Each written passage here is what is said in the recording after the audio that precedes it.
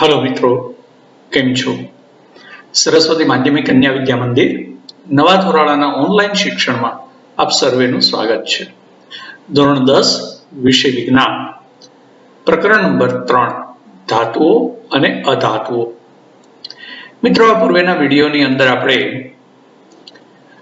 ધાતુઓની પ્રતિક્રિયાત્મકતા મેળવવા માટે એના રાસાયણિક ગુણધર્મોને સમજવાનો પ્રયત્ન કર્યો, જેના ઉપરથી આપણને એટલી સ્પષ્ટતા થઈ કે સોડિયમ, પોટેશિયમ, કેલ્શિયમ જેવી ધાતુઓ છે વધુ સક્રિય છે, જ્યારે મેગ્નેશિયમ, એલ્યુમિનિયમ, ફેરસ એ બધી મધ્યમ સક્રિય ધાતુઓ છે, જ્યારે કોપર, સિલ્વર અને ગોલ્ડ એ ખૂબ ઓછી સક્રિય ધાતુઓ છે। પરંતુ મિત્રો, રાસાયણિક ગુણધર્મો જોયા પછી પણ આપણે સ્પષ્ટપણે એનો ક્રમ નક્કી નથી કરી શકતા કે સૌથી વધુ સક્રિય કઈ, એનાથી ક્રમિક રીતે ઓછી સક્રિય કઈ। માત્ર સક્રિયતા વધુ, મધ્યમ અને ઓછી સક્રિય એ આપણા ધ્યાનમાં આવે છે, પરંતુ પહેલો ક્રમ આ, બીજો ક્રમ આ, એ આપણે એના આધારે સ્પષ્ટ કરી શકતા નથી। તો મિત્રો, સૌથી છેલ્લે આપણે ધાતુ ક્ષારના દ્રાવણ માંથી ધાતુનું વિસ્થાપન આપણે વધુ સક્રિય ધાતુ વડે કરતા શીખી ગયા।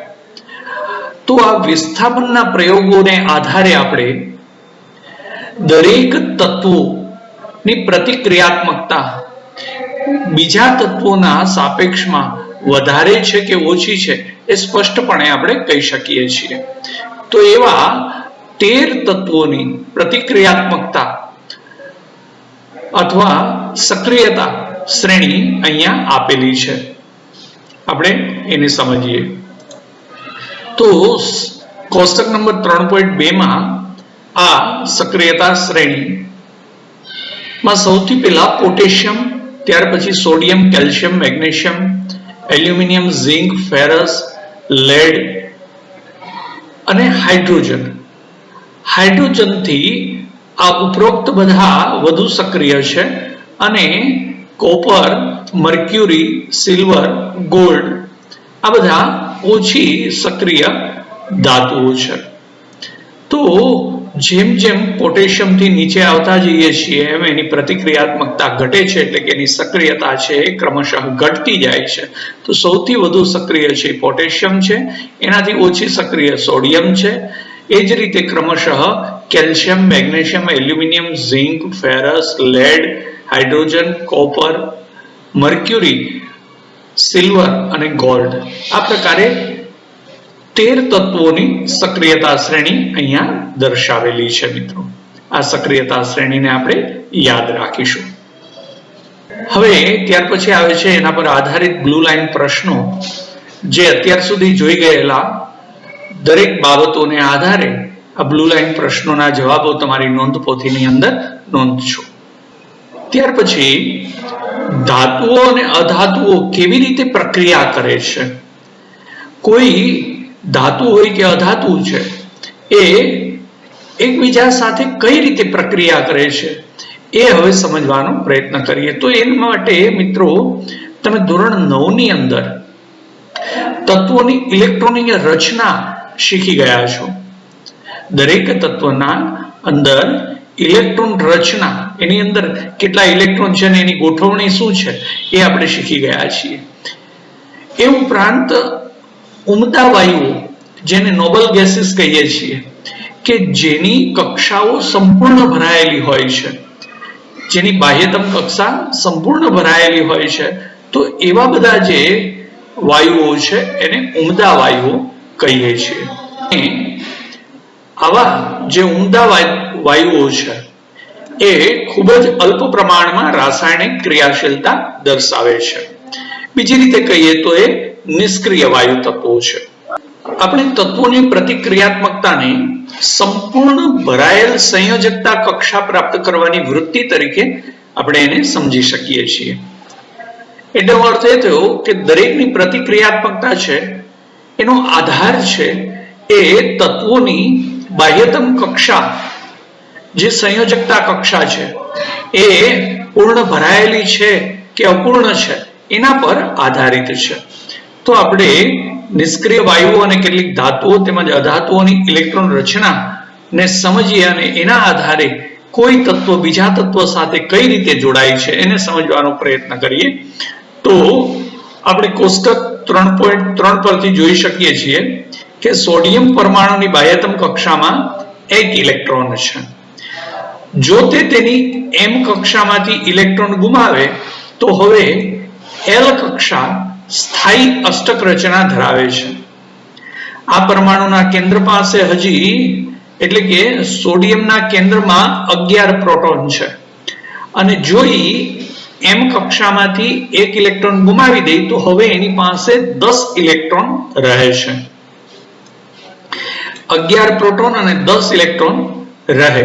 પરિણામે એક ધનભાર, કારણ કે પ્રોટોન છે ધનભાર ધરાવે છે, ઇલેક્ટ્રોન છે ઋણભાર ધરાવે છે. જ્યારે બંને 11-11 હોય ત્યારે તત્વનો પરમાણુ છે એ વીજભારની દ્રષ્ટિએ તટસ્થ હોય છે, પરંતુ જ્યારે m કક્ષામાંથી એક ઇલેક્ટ્રોન છે એ ગુમાવાય છે ત્યારે હવે એની પાસે 11 પ્રોટોન અને 10 ઇલેક્ટ્રોન રહે છે. પરિણામે એક ધનભાર વધી જાય છે. માટે સોડિયમ છે એ ધન આયન બને છે. હવે એ પરમાણુ ન રહેતા આયન બની જાય છે, માટે આપણે એને Na+ કહીએ છીએ. જ્યારે બીજી તરફ બીજા એક તત્વની વાત કરીએ તો ક્લોરીનની બાહ્યતમ કક્ષાની અંદર 7 ઇલેક્ટ્રોન છે. માટે એની અષ્ટક રચના પૂર્ણ કરવા માટે એ 7 ગુમાવે અથવા તો 1 મેળવે, પરંતુ 7 ગુમાવતા નથી. પરિણામે એ 1 ઇલેક્ટ્રોન મેળવવાની વૃત્તિ ધરાવે છે. તો અહીંયા કોષ્ટક 3.3 માં જોઈએ તો સોડિયમ છે એ 11 પરમાણુ ક્રમ ધરાવે છે, માટે એની ઇલેક્ટ્રોન રચના 2 8 1 છે, જેમાં એની આ m કક્ષાનો 1 ઇલેક્ટ્રોન છે એ ગુમાવી દે છે. જ્યારે ક્લોરીન ની ઇલેક્ટ્રોન રચના 2 8 7 છે, તો આ 1 ઇલેક્ટ્રોન છે એ ક્લોરીન મેળવી લે છે. પરિણામે હવે ક્લોરીન ના પરમાણુમાં 17 પ્રોટોન અને 18 ઇલેક્ટ્રોન થઈ જાય છે, કારણ કે આ ક્લોરીનનો પરમાણુ એ સોડિયમનો 1 ઇલેક્ટ્રોન સ્વીકાર કરે છે. માટે હવે એની ઇલેક્ટ્રોન રચના છે એ અષ્ટક રચના પ્રાપ્ત કરવાનો ગુણધર્મ ધરાવતો હોવાને કારણે 1 ઇલેક્ટ્રોન સ્વીકારે છે. પરિણામે એની અષ્ટક રચના છે એ 2 8 8 થઈ જાય છે, જેથી 18 ઇલેક્ટ્રોન થાય છે અને 17 પ્રોટોન થાય છે. માટે એક ઋણ વીજભાર વધી જાય છે. પરિણામે ક્લોરીન છે એ માઇનસ આયન બને છે, ઋણ આયન બને છે. તો સોડિયમ અને ક્લોરીન આવા જુદા જુદા બે તત્વો કઈ રીતે એકબીજાની સાથે જોડાણ પામે છે અને નવું સંયોજન બનાવે છે?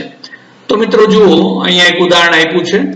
સોડિયમ છે એ 1 ઇલેક્ટ્રોન ગુમાવી અને સોડિયમ ધન આયન બને છે, જ્યારે ક્લોરીન છે એ આ સોડિયમે ગુમાવેલો ઇલેક્ટ્રોન મેળવીને ક્લોરીન ઋણાયન બને છે. સોડિયમ 1 ધન આયન અને ક્લોરીન 1 ઋણાયન બંને ભેગા થઈ અને સોડિયમ ક્લોરાઇડ બનાવે છે, જે NaCl છે. તો આ રીતે સંયોજન નિર્માણ પામે છે. અહીંયા સોડિયમ અને ક્લોરીન વચ્ચે ઇલેક્ટ્રોનની આપ-લે થાય છે. પરિણામે આ પ્રકારથી બનતું સંયોજન NaCl છે એ આયનીય સંયોજન બને છે, જેમાં સોડિયમ અને ક્લોરાઇડ આયનો વિરુદ્ધ વીજભાર વાળા હોવાથી બંને એકબીજાને આકર્ષે છે અને સ્થિર વિદ્યુત આકર્ષણ બળથી જકડાઈને સોડિયમ ક્લોરાઇડ નું નિર્માણ કરે છે. અહીંયા મિત્રો વિરુદ્ધ વીજભારવાળા આયનો વચ્ચે જોડાણ બનવાને કારણે એ આયનીય સંયોજન કહેવાય છે. માટે સોડિયમ ક્લોરાઇડ એ આયનિક બંધથી જોડાઈને સોડિયમ ક્લોરાઇડ બનાવે છે. આપણે આવું જ એક આયનીય સંયોજન મેગ્નેશિયમ ક્લોરાઇડનું ઉદાહરણ સમજવાનો પ્રયત્ન કરીએ. અહીંયા જુઓ મિત્રો, મેગ્નેશિયમ છે એની ઇલેક્ટ્રોન રચના 282 છે. પરિણામે એની બાહ્યતમ કક્ષામાંથી 2 ઇલેક્ટ્રોન ગુમાવશે, કારણ કે એ અષ્ટક રચના પ્રાપ્ત કરવાનો ગુણ ધરાવે છે. તો એની નજીકની અષ્ટક રચના છે એ નિયોનની છે 2-8.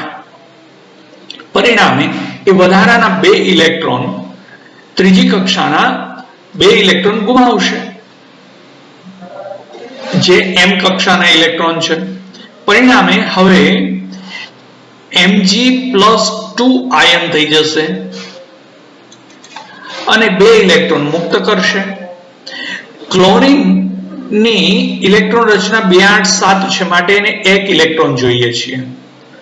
તો 2 ક્લોરીનના પરમાણુ ભેગા થાય અને આ 2 ઇલેક્ટ્રોન મેળવે છે. પરિણામે એક ક્લોરીન ના 2 પરમાણુઓ માંથી 2 ક્લોરાઇડ આયન બને છે, Cl- Cl-. એટલે Mg માંથી જે 2 ઇલેક્ટ્રોન મુક્ત થાય છે એ દરેક ક્લોરીનનો પરમાણુ એક ઇલેક્ટ્રોન પ્રાપ્ત કરી અને ક્લોરાઇડ આયન બનાવે છે. પરિણામે Mg1 અને ક્લોરીન 2 આ રીતે એનું સંયોજન MgCl2 બને છે. આની અંદર પણ મિત્રો મેગ્નેશિયમ છે એ ઇલેક્ટ્રોન આપે છે અને ક્લોરીન છે એ ઇલેક્ટ્રોન મેળવે છે.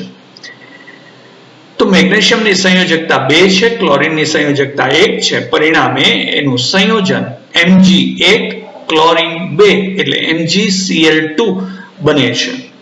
તો આવી રીતે ઇલેક્ટ્રોનની આપલે દ્વારા નિર્માણ પામતા સંયોજનોને આયનીય સંયોજન અથવા તો આયનિક કમ્પાઉન્ડ ઇંગ્લિશમાં એને કહેવામાં આવે છે, અથવા તો એને વિદ્યુત સંયોજક સંયોજન પણ કહેવામાં આવે છે, જેને ઇલેક્ટ્રોકોવેલન્ટ કમ્પાઉન્ડ કહેવાય છે.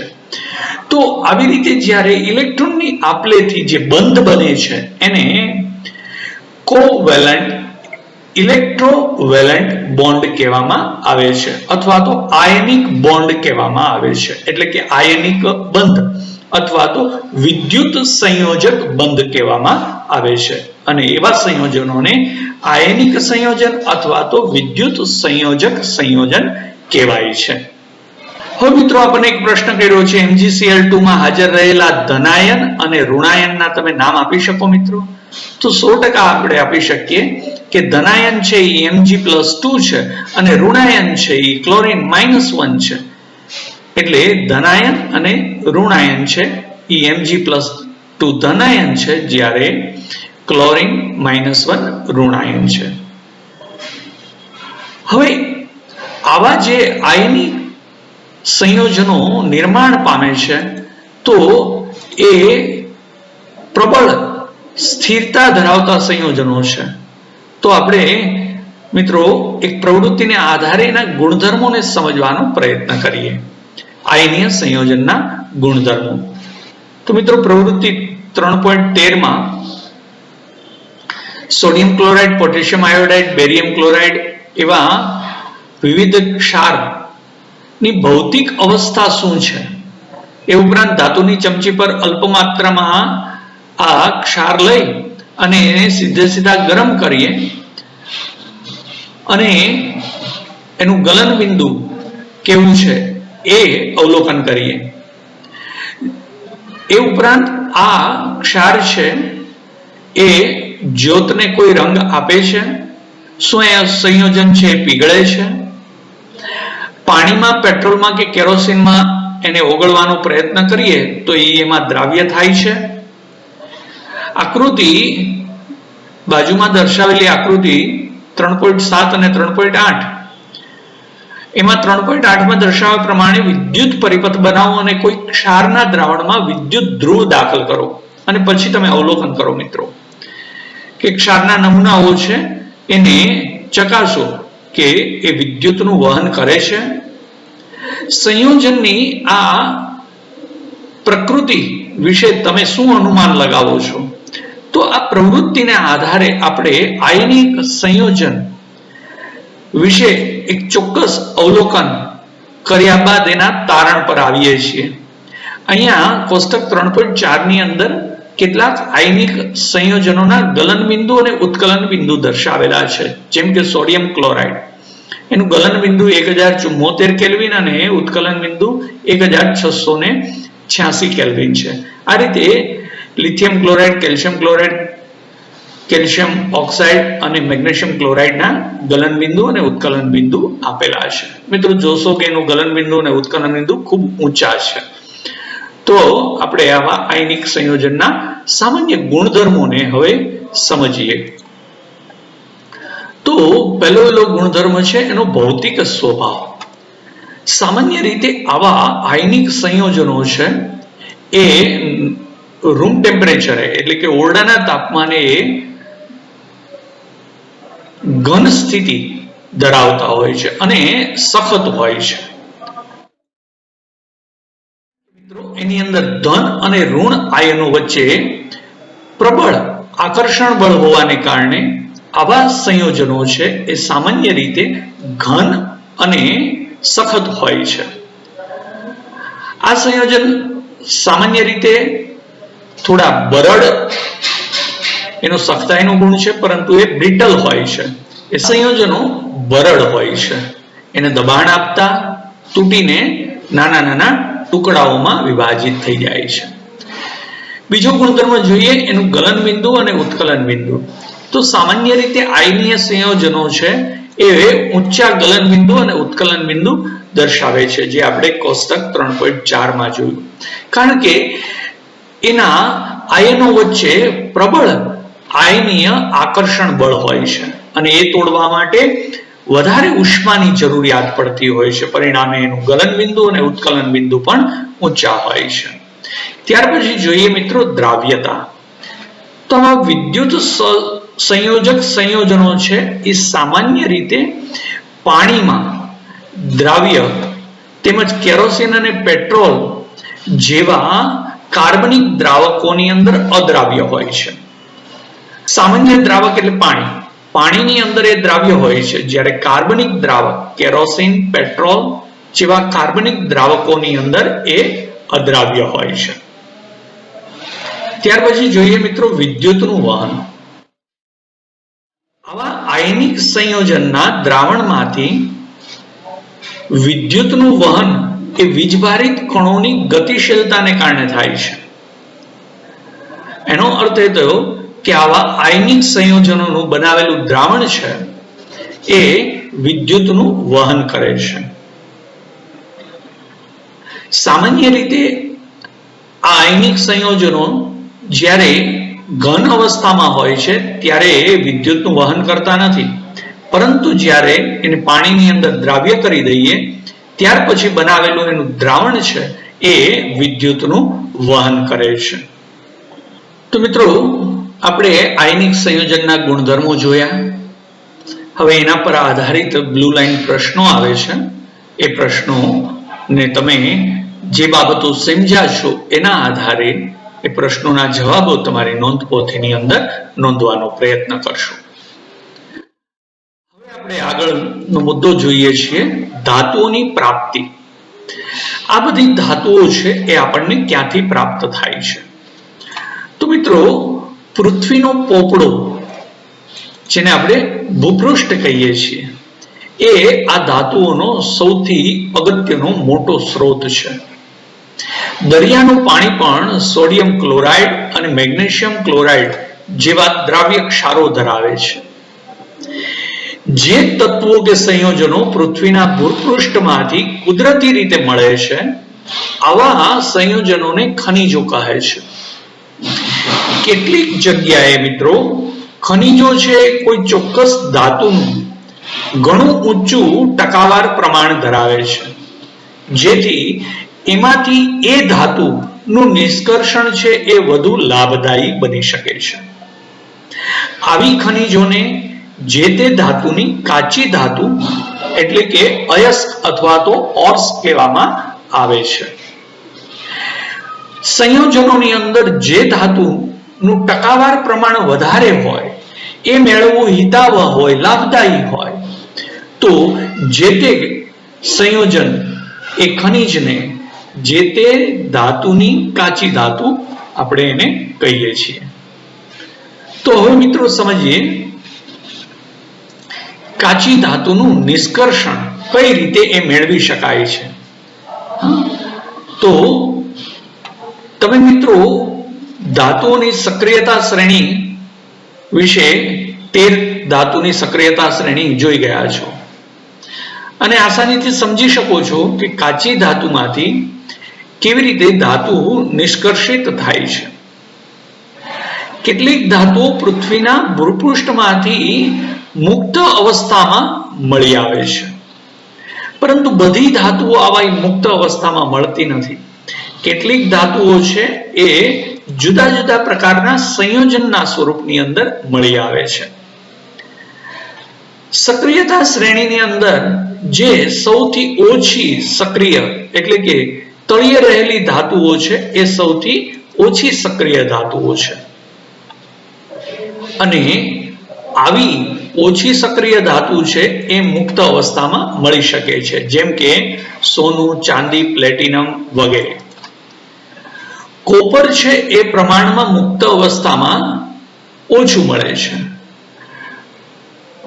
કોપર અને સિલ્વર તેની સલ્ફાઇડ અથવા તો ઓક્સાઇડ પ્રકારના સંયોજન સ્વરૂપે પ્રાપ્ત થતી હોય છે. જ્યારે સક્રિયતા શ્રેણીની અંદર ટોચ પર રહેલી વધુ સક્રિય ધાતુઓ જેવી કે potassium, sodium, calcium, magnesium, aluminium એ વધુ સક્રિય ધાતુ છે, માટે કુદરતમાં એ ક્યારેય મુક્ત સ્વરૂપે મળતી નથી. એ કોઈક ને કોઈક અન્ય ઘટકોની સાથે સંયોજન સ્વરૂપે મળી આવે છે. જ્યારે સક્રિયતા શ્રેણીની અંદર મધ્યમ સક્રિય ધાતુઓ ઝિંક છે, ફેરસ છે, લેડ છે, જે પૃથ્વીના ભૂપૃષ્ઠમાંથી ઓક્સાઇડ, સલ્ફાઇડ કે કાર્બોનેટ ના સંયોજન સ્વરૂપે મળી આવે છે. તમે જોશો મિત્રો કે ઘણી બધી ધાતુઓની અયસ્ક છે એ ઓક્સાઇડ સ્વરૂપે મળી આવે છે. આમ થવાનું મુખ્ય કારણ ઓક્સિજન ખૂબ જ સક્રિય તત્વ છે અને પૃથ્વી પર વિપુલ પ્રમાણમાં મળે છે. આમ સક્રિયતાને આધારે આપણે ધાતુઓને 3 ભાગની અંદર વર્ગીકૃત કરી શકીએ. એક ઓછી સક્રિયતા ધરાવતી ધાતુઓ, બીજું મધ્યમ સક્રિયતા ધરાવતી ધાતુઓ અને ત્રીજી ઉચ્ચ સક્રિયતા ધરાવતી ધાતુઓ. દરેક પ્રકારમાં રહેલી ધાતુઓ મેળવવા માટે અલગ અલગ ટેકનિકનો ઉપયોગ કરવામાં આવે છે. આ જે અયસ્ક એટલે કે કાચી ધાતુમાંથી શુદ્ધ ધાતુનું નિષ્કર્ષણ કરવું એ જુદા જુદી કેટલાય સોપાનો, કેટલાય સ્ટેજને આધારે એનું નિષ્કર્ષણ શુદ્ધ સ્વરૂપે કરી શકાતું હોય છે. અને એમાંય આપણે મિત્રો જોયું કે ઓછી સક્રિય, મધ્યમ સક્રિય અને વધુ સક્રિય ધાતુ છે એનું નિષ્કર્ષણ અલગ અલગ રીતે કરવામાં આવે છે. એ અલગ અલગ રીતે કાચી ધાતુમાંથી મેળવવામાં આવે છે. આ બધા ધાતુઓને મેળવવા માટેના જે સોપાનો છે એનો ટૂંકમાં સારાંશ છે એ આકૃતિ નંબર 3.10 માં આપેલો છે મિત્રો, જેને હવે આપણે સમજીએ. તો જો મિત્રો આકૃતિ 3.10 માં અયસ્ક એટલે કે કાચી ધાતુ, કાચી ધાતુને સૌથી પહેલા સંકેન્દ્રિત કરવામાં આવે છે, એટલે કે એમાંથી અન્ય રેતી, માટી જેવી અશુદ્ધિઓ દૂર કરી અને કાચી ધાતુને સંકેન્દ્રિત કરવામાં આવે છે. એટલે સૌથી પહેલું સોપાન થયું કાચી ધાતુનું સંકેન્દ્રણ. હવે ધાતુઓ છે એ 3 પ્રકારની સક્રિયતા ધરાવે છે, ઊંચી, મધ્યમ અને નીચી સક્રિયતા. તો જે ઊંચી સક્રિયતા ધરાવતી ધાતુઓ છે એ પીગળેલ અયસ્કનું વિદ્યુત વિભાજન કરી અને એમાંથી શુદ્ધ ધાતુ મેળવવામાં આવે છે. જ્યારે મધ્યમ સક્રિયતા ધરાવતી જે ધાતુઓ છે એમાં સલ્ફાઇડ કે કાર્બોનેટ પ્રકારની અશુદ્ધિઓ રહેલી હોય છે. જો મિત્રો સલ્ફાઇડ પ્રકારની અશુદ્ધિ હોય તો એનું ભુંજન કરી ધાતુના ઓક્સાઇડ મેળવવામાં આવે છે અને ત્યાર પછી એનું રિડક્શન કરી અને શુદ્ધ ધાતુ મેળવાય છે. જ્યારે કાર્બોનેટ પ્રકારના અશુદ્ધિઓ ધરાવતી જે ધાતુઓ છે એનું કેલ્શિનેશન પદ્ધતિથી ધાતુના ઓક્સાઇડ મેળવવામાં આવે છે અને ત્યાર પછી એનું રિડક્શન કરી ધાતુ પ્રાપ્ત કરવામાં આવતી હોય છે. તો મધ્યમ સક્રિય ધાતુની અંદર સલ્ફાઇડ અને કાર્બોનેટ પ્રકારની ધાતુઓમાંથી એના ઓક્સાઇડ સ્વરૂપમાં મેળવવાની જે 2 વિવિધ પદ્ધતિઓ છે ભુંજન અને કેલ્સિનેશન. ત્યાર પછી નીચી સક્રિય જે ધાતુઓ છે એની અંદર સલ્ફાઇડ પ્રકારની અશુદ્ધિઓ હોય તો એનું ભુંજન કરી અને ધાતુઓ છે એ મેળવી અને એનું શુદ્ધિકરણ કરવામાં આવતું હોય છે. તો આ પ્રકારે વિવિધ ધાતુ ની કાચી ધાતુમાંથી શુદ્ધ ધાતુ મેળવવા માટેની વિવિધ પદ્ધતિઓ, વિવિધ સોપાનો એ આપણને આકૃતિ 3.10 માં દર્શાવેલા છે. ત્યાર પછી આવે છે કાચી ધાતુની સમૃદ્ધિ. પૃથ્વીમાંથી ખોદીને બહાર કાઢેલી જે કાચી ધાતુ એ સામાન્ય રીતે મોટા પ્રમાણમાં એની અંદર માટી, રેતી વગેરેની અશુદ્ધિ હોય છે. આવા પ્રકારની જે કાચી ધાતુઓ છે એને ગેંગ કહેવામાં આવે છે, એને ગેંગ તરીકે ઓળખવામાં આવે છે, જેમાં રેતી, માટી વગેરેની અશુદ્ધિઓ પણ ઉમેરાયેલી હોય છે. ધાતુના નિષ્કર્ષણ પૂર્વે તેમાંથી આ પ્રકારની અશુદ્ધિઓ દૂર કરવી એ ખૂબ જરૂરી છે. ધાતુના સંકેન્દ્રણ માટે ઘનતાને આધારે ધાતુનું સેન્ટ્રીફ્યુગેશન પદ્ધતિથી એનું સંકેન્દ્રણ કરવું અથવા તો ચુંબકીય અલગીકરણની પદ્ધતિથી એનું સંકેન્દ્રણ કરવું અથવા તો ફીણ પ્લવન પદ્ધતિથી એનું સંકેન્દ્રણ કરવું, આવી વિવિધ ટેકનિકોનો ઉપયોગ કરવામાં આવતો હોય છે. જુદા જુદા પ્રકારની સક્રિય ધાતુમાંથી કઈ રીતે ધાતુ નિષ્કર્ષણ કરવામાં આવે છે એ વિશેની બાબતો છે એ નેક્સ્ટ ટાઈમ ના વિડીયોની અંદર આપણે સમજીશું. આજના વિડીયોની અંદર આપણે કાચી ધાતુ કોને કહેવાય અને વિવિધ પ્રકારની કાચી ધાતુઓમાંથી શુદ્ધ ધાતુ કઈ રીતે મેળવાય છે એનો એક સારાંશ છે એ આપણે જોઈ ગયા મિત્રો. તો મિત્રો પુનરાવર્તન કરતા રહેજો, સ્વસ્થ રહેજો, આવજો મિત્રો.